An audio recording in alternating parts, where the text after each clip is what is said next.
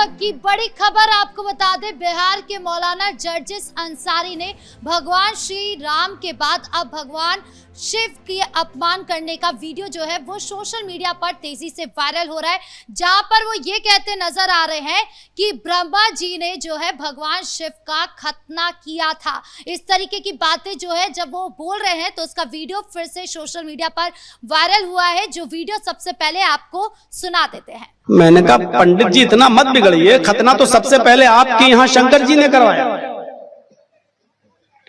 पागल कहेगा, किसने किया? मैंने कहा ब्रह्मा जी ने किया। आपके यहाँ ब्रह्मा, विष्णु और शिव, तीन लोग हैं ना, ब्रह्मा विष्णु शिव। तो हमने कहा ब्रह्मा ब्रह्मांड का बनाने वाला, विष्णु पालने वाला, शिव मारने वाला। आपके यहाँ खुदाई अलग अलग है, दुनिया बनाने वाला अलग है, उसको ब्रह्मा कहते हैं, पालने वाला अलग है, उसको विष्णु कहते हैं, मारने वाला अलग है, उसको शिव कहते हैं, शंकर।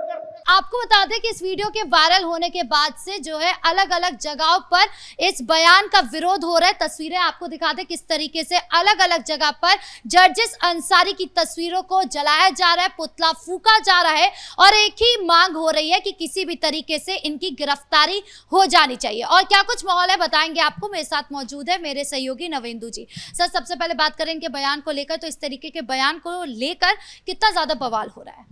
देखिए, मौलाना जर्जिस अंसारी विवादों का बेताज बादशाह, जो अक्सर बयान देता है तो इतना घटिया बोलता है कि पूरे देश में एक ही मांग होती है कि इसकी भयंकर कुटाई होनी चाहिए और इसकी गिरफ्तारी होनी चाहिए, इस पर एनएसए लगना चाहिए।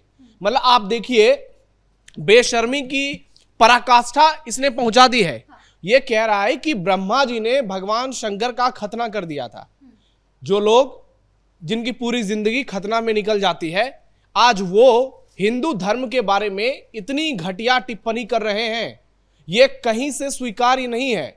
वो भी तब जब पूरे देश में सनातन का पताका शान से लहरा रहा है, हर तरफ हिंदुत्व और सनातन की बात हो रही है और सावन का महीना चल रहा है, जो भगवान शिव का सबसे पवित्र महीना होता है। और इस वक्त पूरे देश में आप देख रहे हैं किस तरीके से मंदिरों में हजारों लाखों की संख्या में श्रद्धालु उमड़ रहे हैं। चाहे बाबा वैद्यनाथ की बात करें, काशी विश्वनाथ की बात करें, आप देखिए केदारनाथ की बात करें, हर जगह भक्तों का जन सैलाब उमड़ रहा है। हिंदू आस्था जो है वो अपने एकदम चरम पर नजर आ रही है। और जिस तरीके से ये व्यक्ति बयान देता है, ये 2 टके का मौलाना जिसकी कोई औकात नहीं है और कोई पहली बार नहीं है, इसने भी कुछ दिन पहले भी बहुत घटिया बयानबाजी की थी। भगवान श्री कृष्ण को और भगवान श्री राम को 5 वक्त का नमाजी बता दिया था। तो ऐसे में सवाल होता है कि ऐसे लोगों की हिम्मत कैसे हो जाती है भारत में रहकर, भारत का खाकर, और हमारे हिंदू देवी देवताओं का अपमान करने की। ये लोग कभी हिम्मत कर सकते हैं दूसरे धर्म के अपमान की? कभी पैगंबर मोहम्मद साहब के बारे में ऐसा बोल सकते हैं क्या? बिल्कुल भी नहीं बोलना चाहिए, चाहे वो किसी भी धर्म के कोई भी क्यों ना हो। आप देखिए, हिंदू देवी देवता हैं, मुस्लिम धर्म में पैगंबर साहब हैं, क्रिश्चियन के ईसा मसीह हैं, उसी तरह अलग अलग धर्मों के अलग अलग उनके आराध्य हैं। किसी के खिलाफ कभी इस तरह की कोई टिप्पणी नहीं होनी चाहिए। लेकिन हमारे देश का ये दुर्भाग्य है कि हिंदू धर्म पे तो हर कोई बोल देता है, लेकिन दूसरे धर्म पर बोलने की किसी की हैसियत नहीं है, क्योंकि जानते हैं कि मिनट नहीं लगेंगे, सिर तन से जुदा हो जाएगा। मौलाना जर्जिस अंसारी की इतनी घटिया बयानबाजी, वो भी योगी राज में। हिंदू समाज कह रहा है कि इसको जो है देश से या तो बाहर निकाल दो, या तो इसको फांसी दे दो, या तो इसको उम्र कैद दे दो, बस ये दोबारा कभी नजर नहीं आना चाहिए। हिंदुओं का बार बार अपमान क्यों होता है? अभी आपने देखा होगा कि संसद में पप्पू यादव ने किस तरीके से तमाशा किया। पूर्णिया के निर्दलीय सांसद बिहार से आते हैं और राम मंदिर चढ़ावा चोरी को लेकर किस तरीके से ड्रामेबाजी की है संसद में। तो बार बार हमारे देश में हिंदुओं का, सनातन का अपमान होता है और आज इनके खिलाफ कोई सवाल नहीं उठा रहा है। आज सारे जेनजी लापता, सारे तिलचट्टे लापता, सारे कॉकरोच लापता, सारे आज जो बड़े बड़े रोड पे उतरने वाले लोग हैं हर मुद्दे पे, आज उतरो ना भाई। कहते हो कि धर्म से बड़ा सारी चीजें होती है, तो ये दूसरे धर्म के लिए लागू क्यों नहीं होती है? ये सिर्फ हिंदू धर्म के लिए लागू होती है क्या? और ये जर्जिस अंसारी हो, ये देखिए मंच से बोल रहा है, मतलब भारत में रहकर संविधान का पूरा फायदा उठा रहा है और ये बार बार ये जताने की कोशिश कर रहा है कि हम यहां पर सेकुलरिज्म की आड़ में कुछ भी बोल देंगे, हमें कोई कुछ करने वाला नहीं है। नहीं तो इतना, अगर आपको याद होगा नुपुर शर्मा ने एक छोटी सी बात बोली थी, बेचारी आज भी आप देखिए घर से बाहर निकलने में उनको कितनी दिक्कत होती है। चारों तरफ सिक्योरिटी जवान होते हैं, 20 से 25 लोगों की फोर्स होती है, तब जाकर वो घर से बाहर निकल पाती हैं। जबकि उसी प्रोग्राम में तस्लीम रहमानी ने भगवान शिव पर इतनी घटिया टिप्पणी की थी, उसको कुछ नहीं हुआ। उसके बाद सोशल मीडिया पर भगवान श्री राम के लिए, श्री कृष्ण के लिए, भगवान शंकर के लिए इतनी घटिया घटिया बातें लिखी जा रही थी, आज भी लिखी जा रही है। उनके शिवलिंग पर ऐसी आपत्तिजनक टिप्पणी की जा रही है। लेकिन ये भारत है, यहां सेकुलरिज्म है, अगर इन पर एक्शन लेंगे कुछ, हालांकि योगी सरकार इनको छोड़ने वाली नहीं है इस मौलाना को, लेकिन अगर जैसे ही एक्शन होता है, अखिलेश यादव आएंगे, छाती पीटेंगे सबके सामने, राहुल गांधी आंसू बहाएंगे, केजरीवाल आएंगे, ममता बनर्जी, तेजस्वी यादव, स्टालिन, उद्धव ठाकरे, सारे लोग एक स्वर में रोना शुरू कर देंगे, क्योंकि इनको मालूम है कि मुसलमानों को खुश करना है, तुष्टीकरण की राजनीति करनी है, तो ऐसे मौलानाओं को सपोर्ट करो। तो ये कुछ दिनों पहले इसका बयान आया था पश्चिम बंगाल को लेकर, और ये कह रहा था कि पश्चिम बंगाल में बहुत अच्छे हालात हैं, ममता बनर्जी के शासन में मुसलमान सुरक्षित हैं, सारे मुसलमानों को पलायन करके बंगाल चला जाना चाहिए। तो सबसे पहले खुद ही चले जाओ। अगर इतनी ही दिक्कत भारत में है तो ईरान चले जाओ, अभी युद्ध चल रहा है, हो सकता है 10-20 दिन में इसके ऊपर ही बम गिर जाएं। पाकिस्तान चले जाओ, बांग्लादेश चले जाओ, कहीं भी चले जाओ, लेकिन भारत में रह के इस तरीके से अगर उत्पात मचाओगे, इस तरीके से घटिया शर्मनाक बयानबाजी करोगे, तो देश के लोग अब माफ नहीं करेंगे। सर, जर्जिस अंसारी ने जो है शिवलिंग को लेकर भी बयान दिया। उन्होंने कहा कि ब्रह्मा जी ने खतना करवाया था भगवान शिव का, इसी की वजह से शिवलिंग की पूजा की जाती है। और दूसरा सवाल तो यही है कि जर्जिस अंसारी क्यों इस तरीके के बयान दे रहे, क्या वो फेमस होना चाहते हैं या कोई और मानसिकता है? नहीं, फेमस ये क्या होगा, अभी जेल चला जाएगा, पूरी जिंदगी जेल में निकल जाएगी। ये बयान, इसके पीछे राजनीतिक दलों का हाथ होता है। नहीं तो योगी राज में किसी की औकात है क्या इस तरीके से हिंदुओं का अपमान करने की? ये मौलाना क्या समाजवादी पार्टी के साथ इसके रिश्ते नहीं है? क्या विपक्षी गठबंधन का ये हिमायती नहीं है? जो लोग योगी का विरोध करते हैं, मोदी का विरोध करते हैं, हिंदुत्व का विरोध करते हैं, वो लोग कांग्रेस, सपा और दूसरी पार्टियों का विरोध क्यों नहीं करते हैं? हिंदुओं के नाम पर इस तरीके से नंगानाच करते हैं। लेकिन कभी आपने सुना है किसने अखिलेश यादव के बारे में कोई बयानबाजी की है?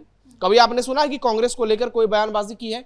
क्योंकि ये लोग जानबूझकर साजिशें रचते हैं, षड्यंत्र करते हैं, और इनको मालूम है कि अगर हम पर कुछ एक्शन भी होगा तो अभिव्यक्ति की स्वतंत्रता के नाम पर हम बच जाएंगे, हमको बचाने वाले अखिलेश यादव आ जाएंगे, राहुल गांधी आ जाएंगे, कॉकरोच गैंग आ जाएगा। तो इनको डर नाम का चीज नहीं है। लेकिन ये भूल रहा है कि ये योगी आदित्यनाथ का राज है, यहां पर उल्टा लटका दिया जाएगा। क्योंकि सीएम योगी ने कल भी कहा है कि उत्तर प्रदेश में अराजक तत्वों के लिए 2 ही जगह है, या तो जेल या तो जहन्नुम। और चाहे जर्जिस हो या कोई और मौलाना हो, हमने देखा है कि यूपी में आज कितने मौलाना मिट्टी के अंदर चले गए हैं, कितने मौलानाओं का जनाजा निकल गया, कितने मौलाना जो है अखिलेश या फिर उसके पहले के राज में उत्तर प्रदेश में दंगा भड़काते थे, आज उनका नामो निशान नहीं है। आप देखिए मौलाना तौकीर रजा, आज बहुत सारे मौलानाओं के स्वर बदल गए हैं। बरेलवी साहबुद्दीन रजवी, आप देखिए योगी सरकार की तारीफ करते हैं, बहुत सारे ऐसे मौलाना हैं।